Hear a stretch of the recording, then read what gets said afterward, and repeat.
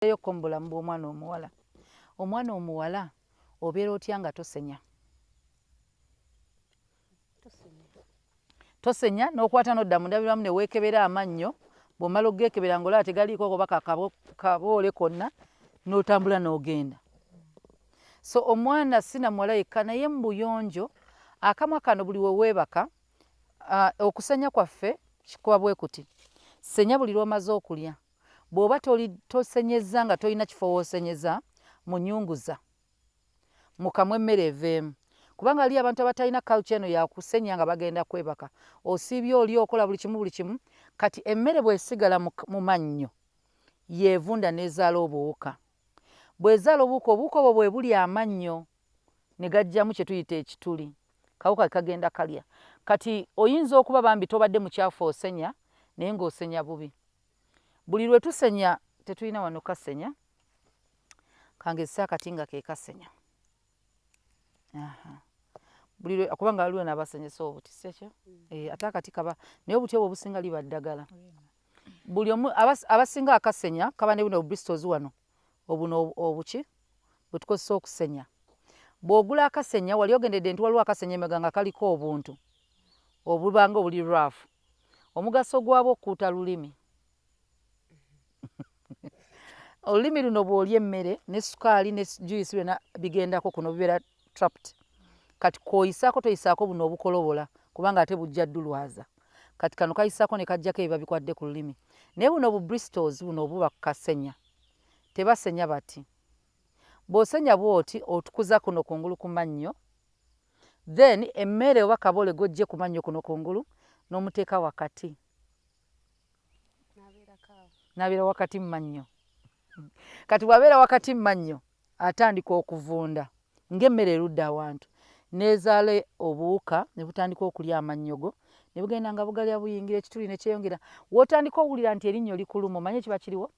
Ekituli kiba kigenze ne kisukka erinnyo ne kigenda kati otuuse ku nnyama y'omu mubiri awali nerves mu linnyo nga bw'otoga mu linnyo naye eno enamera oba kino ekigumu we kiggwera. Kasita owulira obulumi kitegeeza bakulidde batuusa awali obusuwa ng'obusuwa obwo nga nawe bw'oneesuna. Bwe weesuna obulumi obuwulira kati nakyo bwe kiri. Ekyovula bwe lituuka ku bulumi olina okufuna eddagala eriyamba okutta bu bacteria era bw'ogenda bagenda sooka kutta buwuka obwo banaze mu kituli kiri bwe bamala okutta obuwuka balyoke balizibikire. Naye okuzibikira teba solution eba ya kusenya.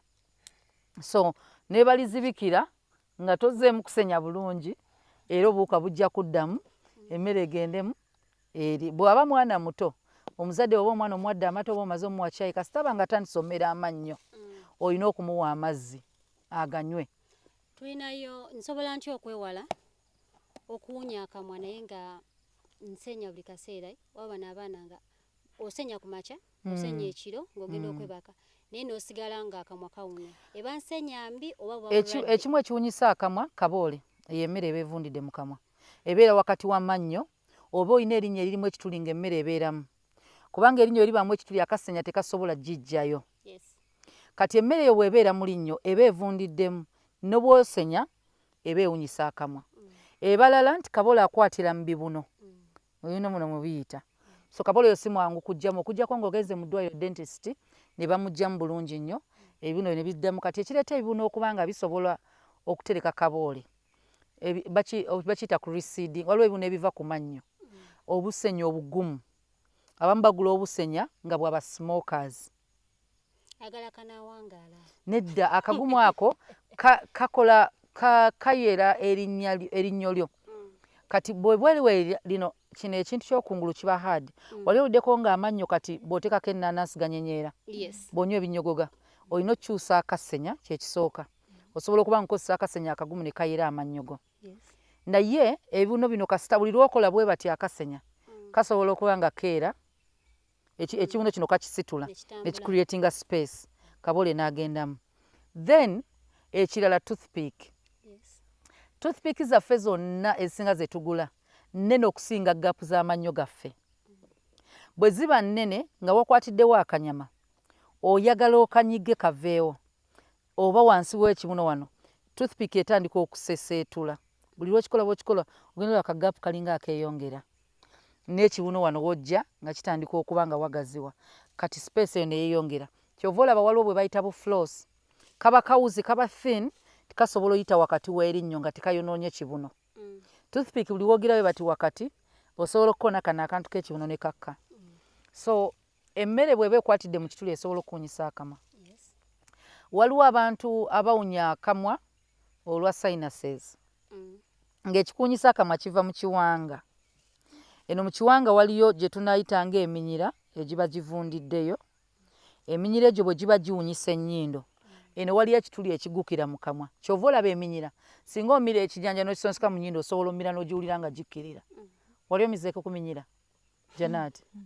aha Rema wali omizeeko kuminyira ate gundi lini aha kitegeeza waliwo ekituli ekigguka mu mumiro wali olabye abasawo abajjanjaba ennyindo be bajjanjaba akamwa omumiro n'amatu ebyo bitundu bikwatagana so ojja sanga ENT kati ojja sanga nga ekiri mu kiwanga ze tuyita sinuses ezo holo their spaces ziri holo ezo space ekimu ku mulimu gwakyo mulimu sound vibration nga bw'oyogera naye eminyira gendera omuntu bw'aba alina sinuses enjogera ekyuka bagamba abogerera mu nnyindo aha kati bw'oba nga zirwadde ziyina ozaala eminyira egirongoose ennyindo zaffe n'ekiwanga naye kati obuwuka busobola ozaala ne bibeera muli ebinyira ng'omuntu bamu beetaaga kulongoosa abantu abamu eddagala lya sinuses yono kalituusi gwe tulimu